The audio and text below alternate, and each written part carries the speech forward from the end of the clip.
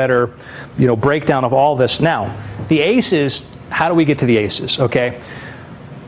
What I do is I'll say, okay, I use queens, and then I'll go, what would you use? And I would say probably 3 out of 5 times the first card somebody usually say will be aces. If I ask somebody specifically, or lucky, if I say lucky cards, they'll be aces. For me, it was perfect because the guy that offered to help and initially chose aces. It took me a couple times to find somebody who said aces this time.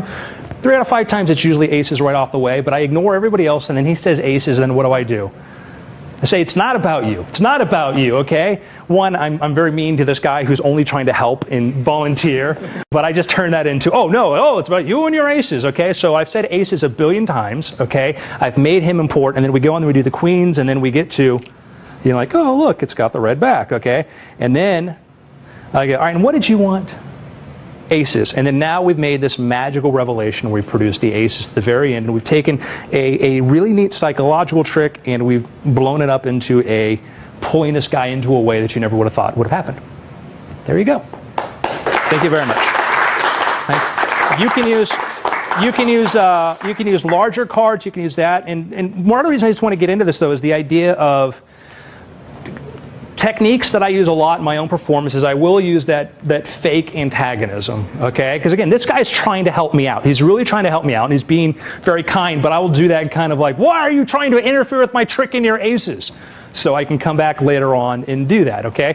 And you can get away with a lot of stuff like that. Let's say, for instance, you wanted to have, if you wanted to do a force or something like that, I could have somebody shuffle the cards, and I don't think you shuffled them well enough, I'm going to shuffle them behind my back, and I could slide a card on top of it or something by creating that antagonism. Again, it's got to be done in a very friendly way so you don't get shot, but you can use that as a way to do that. And again, power of visualization, when you, like the teddy bear example, I mean, it's weird how people react to that, but that's it. Any questions?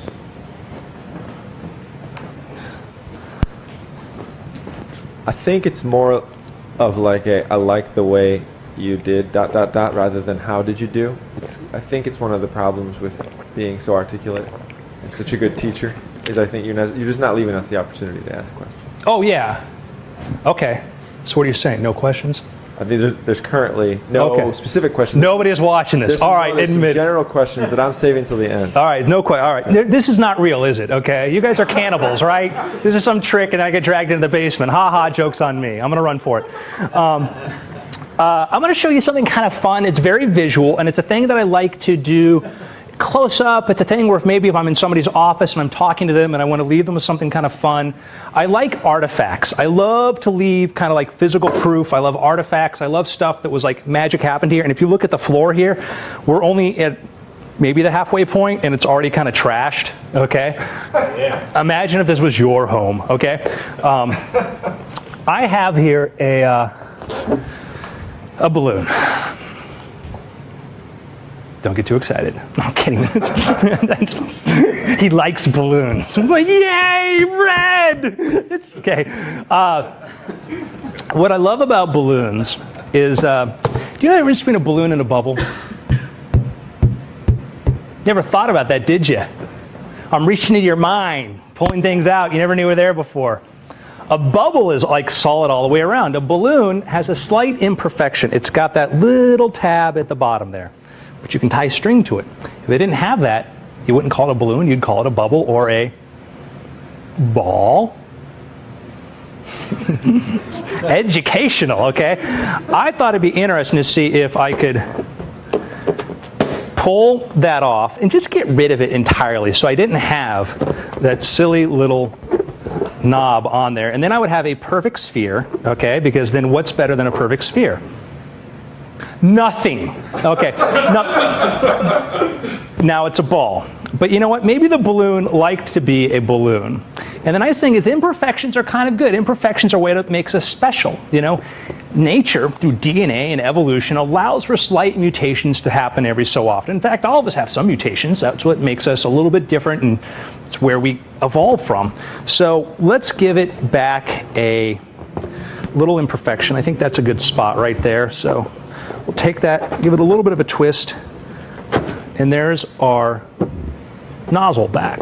Oh, wait, don't applaud. You know what? it's still the same as before. What we want to do is we want to make this different. We want to take this balloon and we want to do something special with it so that we'll see that it's changed. Have you ever seen a balloon where the nozzle is on the inside?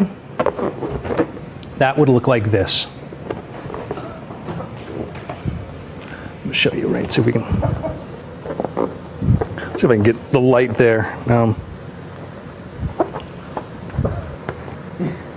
You can vaguely see it. It looks really awesome in real life. It does, okay? So this is a balloon. Yeah, we're going to, hold on. There we go. The old use it to the chandelier trick, all right? Okay? So this is a balloon that now has a knot on the inside. Yeah, now you may applaud. Yay! Okay. So, true story. Where does magic come from? Where does magic come from? For me, it comes from two places. Either I see some principle, I see some application that I go, man, how could I use that in a magic trick? You know, like mirrors. You know, the first person to look at a mirror is like, man, this is awesome. You know, my hair, it looks so cool. But no, what can I do with this? So mirrors were cool, and people who played with silvered mirrors and mirrors with sort of that had faded out towards glass could do some really great stage illusions, black art, all that else. There's a lot of cool things that can happen. So that's one way. Another way for me is sometimes I think of just what would I like to see happen? What would be really cool to see happen? And I was thinking about balloons one day, as we all do, and I thought, what makes a balloon a balloon? And that's when I realized it could be a bubble or a ball, and it's got that, what does every balloon have in common? It has that nozzle on the outside. I thought, what would be cool? What would be cool to change about a balloon? Just the balloon itself that would make it different. I thought, well, what if you had that nozzle on the inside? I said, perfect. How do you do that? So I went to my friend, the internet. The internet, if you don't know about it, it's a great way to look stuff up. This is like doing a magic lecture in 1993. The internet was great. I thought I'd go to the internet and I'd ask it. I'd go ask the internet, balloon inside out, not on the inside. I did all sorts of searches, could not find a single explanation where somebody else had thought about it before, because you always want to assume everybody else has done it before. Now there's a animal balloon trick where you twist a ball and you push it inside, which I remember doing, you know, when I worked at a magic shop as a kid. I could not find a single example of a balloon with a knot on the inside, which meant that I had to come up with a method, and I'm very lazy and I don't like to have to think for myself. So I thought about, like, how could I do a knot on the inside of a balloon? And I thought of like different methods, like what if I used rubber cement and sealed it in and I glued it in there, and I tried to come up with a bunch of different ways, and I couldn't find a satisfactory way to do it that didn't result in like getting poisoning from rubber cement. So I couldn't find a way that really worked, and so